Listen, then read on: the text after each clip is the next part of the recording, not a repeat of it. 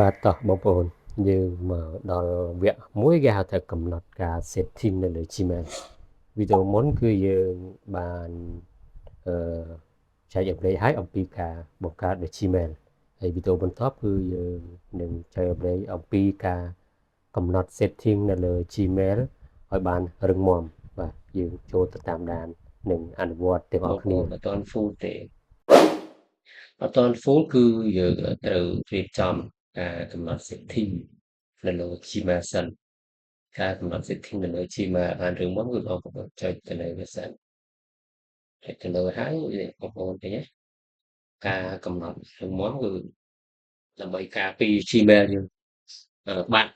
ឬក៏ភ្លេច password ឬក៏គេ hack អញ្ចឹងយើងត្រូវកំណត់វាដើម្បីកំណត់វាបានបងប្អូនចុចមកដល់ហើយនេះបងប្អូនចុចកន្លែងនេះដើម្បីវាដាក់សំណងបងប្អូនចុចនេះមិនចុចកន្លែងផ្សេងទេបងប្អូនចុច manager យក Google account បងប្អូនចុចទៅលើហ្នឹងមកខ្ញុំនាំបងប្អូនមកដល់កន្លែងនេះប៉ុន្តែសម្រាប់កន្លែងនេះបងប្អូនគួរតែដាក់វាពណ៌សទៅជាងយើងចូលកន្លែង setting មួយទៀតយើងបើក tab សិនហើយយើងចូលកន្លែងនេះមកបងប្អូនមានកន្លែងមួយដែលដូរហើយពណ៌សនេះវាលុបតាម system របស់ខ្ញុំទេអញ្ចឹងបងប្អូនចុច setting បងប្អូនមើលកន្លែងនេះកន្លែងនេះរូបនេះគឺមានស្អីគេខ្ញុំមិនសូវជា appearance ចាំបងប្អូនចុចមកនេះមកនេះដោយសារ device mode នេះខ្ញុំដាក់ device ដោយសារ device វាភ្ជាប់ជាមួយនឹង black ចាំបងប្អូនចុចវាមកដាក់ line មកចឹងវាឡើងពណ៌សវាងាយប្រើបើអ្នកខ្លះគេចូលចិត្តពណ៌ខ្មៅក៏ដាក់ពណ៌ខ្មៅទេបងប្អូនចុចមកវិញមកវានៅពណ៌សទេវាស្រួលមើលហើយមិញបងប្អូនចូលមកដល់កន្លែងនេះហើយ Gmail យើងអត់ទាន់រឹងមាំទេបងប្អូនសឡឹងមកកន្លែង security sign in ចូលបងប្អូនចុចឡើងនេះចូលបងប្អូនឃើញហ្នឹងនេះវានៅឡើយនេះវានៅឡើយបានអត់ទាន់ recovery recommendation ទេចាំបងប្អូនស្រួលមកក្រោមឃើញនៅ phone ក៏អត់ទាន់ verify បែបនេះក៏អត់ទាន់ verify ហើយអញ្ចឹង account យើងនឹងទើបតែបង្កើតអ្វីដែលសំខាន់គឺត្រូវ recovery verify phone ផងនិង mail ផងចឹងតែ two step នេះយើងចាំ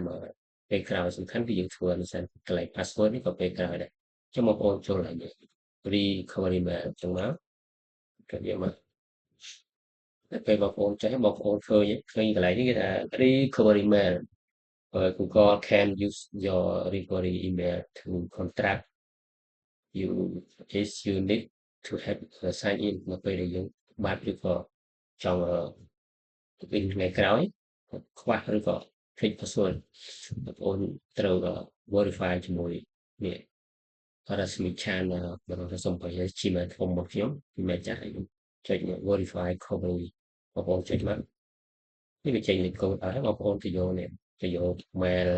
ដែលវាផ្ញើមកនៅក្នុង ជា Google use នេះ verify recovery បងប្អូនមិនឆែកនៅក្នុង Gmail ណា Gmail ដែលបងប្អូនដាក់មកគេនឹងផ្ញើសារមកបងប្អូនចុចមកទៅ copy អាកន្លែងនេះ copy វាមកហើយបងប្អូនយកមកដាក់យកមកដាក់កន្លែងហ្នឹងណាដាក់កន្លែងហ្នឹងបងប្អូន verify ហ្នឹងមកអូខេអញ្ចឹងបានបងប្អូនបាន verify Gmail ជាមួយនឹង Gmail ហើយ Gmail ថ្មីបង្កើតឡើងប៉ុន្តែមានការ verify ជាមួយនឹង Gmail ចាស់អញ្ចឹងរាល់ការបង្កើតបែបនេះ Gmail អត់ងាយខូចទេព្រោះដោយសារ Gmail ចាស់របស់យើងហ្នឹងវារឹងមាំហើយបានបើនិយាយចឹងវាអាចបានមកធានាសុវត្ថិភាពឲ្យ Gmail ថ្មីនេះអញ្ចឹង Gmail ចាស់នោះគឺក្រុមហ៊ុន Google ធ្វើស្គាល់ថារបស់មនុស្សពិតហើយអញ្ចឹងដល់ពេលដែល Gmail នឹងមក recovery Gmail នេះហើយអញ្ចឹង Gmail ថ្មីនេះវាមានសុវត្ថិភាពក្នុងការជួបការខូចបានច្រើនអញ្ចឹងបងប្អូនថយវិញដល់ពេលយើង verify ជាមួយ mail ហើយអញ្ចឹងបងប្អូនចុចនេះ recovery phone មួយទៀតមកបងប្អូនចុចលើហ្នឹងមក headphone វាមកបាទចឹងបងប្អូនចាំ verify ឡើងនេះមួយទៀតនេះបងប្អូន enter password មក password ខ្ញុំស្វែង password មិញមក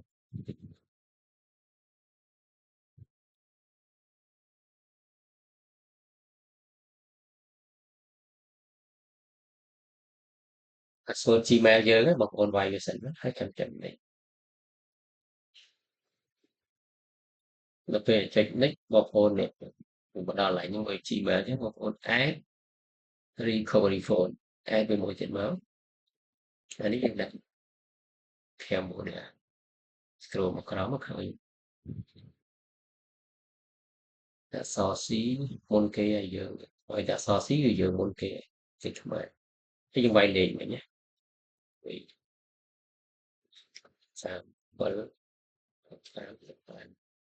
បងប្អូនវាយលេខហ្នឹងដែរចុចលេខលេខទូរស័ព្ទបងប្អូនណាហើយអានេះសំខាន់បំផុតហើយលេខទូរស័ព្ទបងប្អូននេះសោតដែរក៏ត្រូវជៀងស្ទាត់មកតាក់ញ៉ាំបានហើយបងប្អូនព្រោះនៅពេលដែលយើងបង្កើតគឺត្រូវការប្រើរហូតហើយត្រូវសារវាឲ្យរឹងមាំអញ្ចឹងបងប្អូនដែលអ្នកចង់ចាប់លើវិស័យបង្កើតចំណូលនៅលើអនឡាញអានេះជាមូលដ្ឋានគ្រឹះហើយវាជាបើយ៉ាងគោលសោរមួយដែលសំខាន់បំផុតដែលអាចទៅ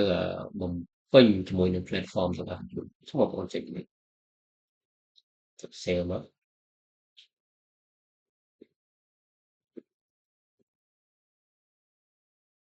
បងប្អូនចុចថយបងប្អូនតិចបាត់អត់បាត់ហើយចាំបានតែអូខេ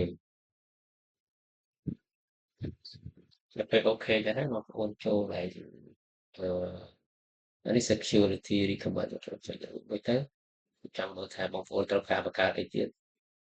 ឲ្យយើងនេះនៅមួយ sub browser នេះយើងក៏អត់ទាន់ដាក់ដែរនេះ phone confirm ចឹងគេ confirm មកចូលហើយអានេះ ski អីមិនទាន់បង្កើតទេព្រោះនេះយើងវាវែងឆ្ងាយវាត្រូវការ device ឬក៏កំណត់អីផ្សេងទៀតតែអ្វីដែលបងប្អូនធ្វើគឺប៉ុណ្ណឹងអូខេហើយសម្រាប់ចាក់ to file នៅលើ mail ភាសាទៀតវាមាននៅក្នុងមេរៀនបន្ទាប់ហើយចាក់ passkey នៅលើ Gmail គឺនៅក្នុងមេរៀនបន្ទាប់ហើយមេរៀនសម្រាប់បង្កើត Gmail រឹងមាំនេះជាដំបូងគឺមានតែប៉ុណ្្នឹងទេហើយបញ្ជាក់មួយទៀតសម្រាប់បងប្អូនដែលបង្កើតហើយបងប្អូនតែងតែបារម្ភនៅលើ device កន្លែងនេះក៏ស្ថិតនៅក្នុងការមើលdevice ណាខ្លះដែលស្ថិតនៅក្នុង Gmail របស់បងប្អូនហើយ app ណាខ្លះដែលប្រើ Gmail ហ្នឹងបងប្អូនអាចremove ចោលឬក៏ទុក device ដែលយើងស្គាល់អញ្ចឹងវាមានកំណត់នៅក្នុងនោះទាំងអស់ចឹងដូចនេះវាប្រើនៅលើតែមួយ device ទេ one session on the Windows computer បើសិនជាមាន device ផ្សេងទៀតវានឹងលោកកន្លែងនេះមាន2មាន3ហើយបងប្អូនចុចលើវាទៅវានឹងឃើញហើយនៅពេលឃើញបងប្អូនលុបវាចោលហើយបងមិនមើល device របស់បងប្អូនហើយនៅពេលដែលបងប្អូនលុប Gmail បងប្អូនលុប password ទៅហើយភាគច្រើននៅពេលដែលយើងកាត់ to step modify នេះមួយទៀតគឺមិនងាយមានអ្នកដែលអាចចូលនៅលើ Gmail បងប្អូនបានទេអញ្ចឹងសម្រាប់ការបង្កើត Gmail ថ្មីនឹងកំណត់នៅលើ Gmail វីដេអូខ្លីៗមានតែប៉ុណ្្នឹងទេហើយបើសិនជាបងប្អូនគ្រប់គ្រងបងប្អូនអាចជួយ like ហើយ follow ហើយនឹង comment ម្នាក់មួយហើយនឹងស្ដាប់បន្តទៅវីដេអូបន្តខ្ញុំនឹងរៀបចំជូនសម្រាប់បងប្អូនយើងអ្នកថ្មីហើយបន្តទៀតយើងធ្វើវីដេអូtwo step verify ហើយនឹង change passkey ហើយយើងសិក្សាពី Gmail ហើយយើងសិក្សាពីការប្រើGoogle Adsense ព្រោះនៅលើកម្មវិធីដែលបងប្អូនត្រូវចេះគឺបងប្អូនត្រូវប្រើជាមួយនឹង Google Adsense ដែរចឹងនៅក្នុងខ្ញុំបញ្ជាក់តិចនៅពេលដែលបងប្អូនបាន Gmail ចេះបងប្អូនអាចចេញខ្ញុំថាបងប្អូនចេញលើ Gmail ចេះអញ្ចឹងបងប្អូនពេលដែលបងប្អូនលុបទៅគឺវាបាត់ចេះគឺវាបាត់អញ្ចឹងយើងបើកសារថ្មីខ្ញុំច្រឡំលុបទៅអស់តែនេះមកនេះដល់ពេលបងប្អូនបើកថ្មីមកវាពិបាកយើងវាយ Gmail ជាអេសារថ្មីអញ្ចឹងដើម្បីឲ្យស្រួលបងប្អូនចុចទៅលើ Gmail នឹងសិនមកយើងចូលតាមនេះក៏បានដែរយើងវាយ Gmail ចុះ Gmail account យើងចូល Gmail account យើង system on yeah I'm in ចេះមើល មានហើយបងប្អូនចង់យក Gmail ចេះពិបាកវាយហ៎អញ្ចឹងបងប្អូនវាយ Gmail លេខ1វាយម្ដងវាចូលមកដល់ Gmail យើងចឹងបន្ទាប់មកពេលដែលបងប្អូនបិទទៅបងប្អូនត្រូវវាយ Gmail នេះត្រូវវាយ Gmail ចូលចឹងដើម្បីកុំឲ្យពិបាកមានវិធីពីរវិធីមួយគឺបងប្អូនចុច pin ផ្កាយនេះក៏បានវិធីដែលយើងធ្វើស្រួលក៏បានយើងចុចលើនេះចុចនៅលើ3ចុច grade 3ខាងនេះមកបងចុចមកបងប្អូនយកកន្លែងនេះកន្លែងរាប់ពីនេះមកមានកន្លែង book and list បងប្អូនចុច book and list មកបងប្អូន scroll មកក្រោមបងប្អូនវាសូមុខខ្មែរក៏អាចបានដើម្បីឲ្យវាបង្ហាញ test បាននៅខាងលើចុចមកនេះឡើងនេះឃើញទេបងប្អូនចុចមកវាឡើងនេះដល់ពេលដែលឡើងហើយបងប្អូនស្រួលហើយបងប្អូនចុចតែម៉ៅនេះម៉ៅយើងនេះចុចពីរដងចេះក៏បានចុចខាងស្ដាំមកជាប់អូមកចេះក៏បានហើយចុចហ្នឹងមកចុចមកបងប្អូនទាញមកនេះចុចម៉ៅស្ដាំមកជាប់ទាញមកទៅនេះវាចេញ Gmail ដល់ពេលយើងចូលមកយកប្រអប់សារប្រអប់អីយើងមិនបាច់ទៅវាយអីទេក៏បងប្អូនបើកមកវាមានអាហ្នឹងយើងចុចលើបាទឥឡូវខ្ញុំចង់បើក tab មួយទៀត Gmail ខ្ញុំបើក tab ខ្ញុំអត់វាយខ្ញុំអត់វាយ Gmail ថ្មីទេចុចឡើងចុចចង់បាន tab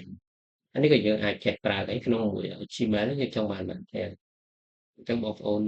ចង់បាន tab បងប្អូនចុចលេខបូកនេះបើក tab ថ្មីបងប្អូនវាយ YouTube ទៅមក YouTube បងប្អូនចុចតែម្ដងឃើញមកវាចូលដល់ YouTube ហើយ YouTube ចាំមកបងប្អូនអត់ទាន់អាន sign in អញ្ចឹងបងប្អូនអានេះ Gmail ថ្មីយើងអត់ទាន់ sign in ទេព្រោះខ្លាចវាខូចទុកឲ្យវាបាន24ម៉ោងទៅ48ម៉ោងសិនបងប្អូនគាត់ឲ្យចុច sort ចឹង Oh my gosh, this is sure ហើយបងប្អូនថយចេញមកបងប្អូនចង់ទៅមើលឡើងណាយើងទុកឡើងសិនសំខាន់គឺយើងមាន YouTube ចឹងបងប្អូនចុចកន្លែងនេះមកទៀត YouTube បងប្អូនចុចវាជាប់បងប្អូនទាញដាក់កន្លែងនេះមកទៀតឃើញទេហើយវាងាយប្រើហើយបងប្អូនអាចប្រើវានៅលើមួយទៀតសម្រាប់បងប្អូនចង់បង្កើតគេ TikTok ឬក៏ Facebook ចឹងបងប្អូនវាយ Facebook បង្កើតវាឲ្យទុកវាយនៅហ្នឹងទៅអញ្ចឹងអានេះយើងអត់ទាន់ sign in ទេអញ្ចឹងណាចឹងបងប្អូនចុចវាចេញមកទាញ Facebook ទុកបងប្អូនបាក់ tab មួយទៀតបងប្អូនចង់បង្កើតបងប្អូនវាយឲ្យគ្រប់ platform របស់បងប្អូនត្រូវប្រើគឺមាន3 TikTok មកបងប្អូនចុចវាមានមក TikTok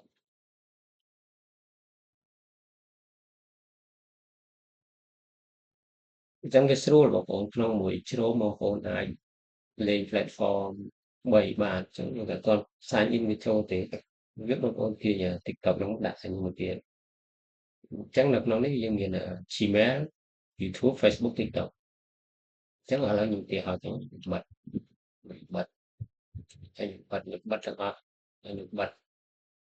ខ្ញុំ refresh បន្ទាប់មកខ្ញុំទៅជ្រោមនេះថ្ងៃក្រោយខ្ញុំចង់មើលខ្ញុំចូលជ្រោមមកវាមានទាំងអស់ខ្ញុំបាច់ទៅវាយឡើងញ៉ៃអញ្ចឹងបងប្អូនចុច Gmail មកបងប្អូនฝาก tab ទៀតមក YouTube អញ្ចឹងបងប្អូនចុចបូក tab មួយទៀតបងប្អូនចុច Facebook បងប្អូនចុចមួយទៀតបងប្អូនចុច TikTok អញ្ចឹងបងប្អូនអាចប្រើនៅលើបងប្អូនចង់មើល YouTube បងប្អូនចុចម្នេះមកមើល YouTube មកបងប្អូនចង់មើល Facebook បងប្អូនចុចម្នេះមកលឿនទេបងប្អូនលឿនជាងយើងប្រើនៅលើទូរស័ព្ទនៅលើទូរស័ព្ទក៏យើងចេញបើនេះយើងមើលហ្នឹងយើងចុចតែប៉ុណ្ណេះមកយើងមើលបានទៅបងប្អូនចង់បង្កើតGmail អីផ្សេងឬក៏ platform អីផ្សេងក៏បានដែរអញ្ចឹងមេរៀនទាំងអស់ហ្នឹងមានតែប៉ុណ្្នឹងទេហើយបងប្អូនអាចរៀនទៅហើយសម្រាប់ចាំបងប្អូនពេញចិត្តថាការចែករំលែកនេះល្អបងប្អូនគាត់ទៅជួយ like share ហើយ comment ទៅហើយ follow ទៅហើយនឹងមានការចែករំលែកបន្តទៀតដូចជាការរៀបចំ Facebook ការរៀបចំ TikTok ការរៀបចំ YouTube ហើយនឹងការបង្កើតpage សម្រាប់ business ហើយនឹង page សម្រាប់រលុយអញ្ចឹងវីដេអូបន្តខ្ញុំនឹងធ្វើជូនបងប្អូនបាទសូមអរគុណ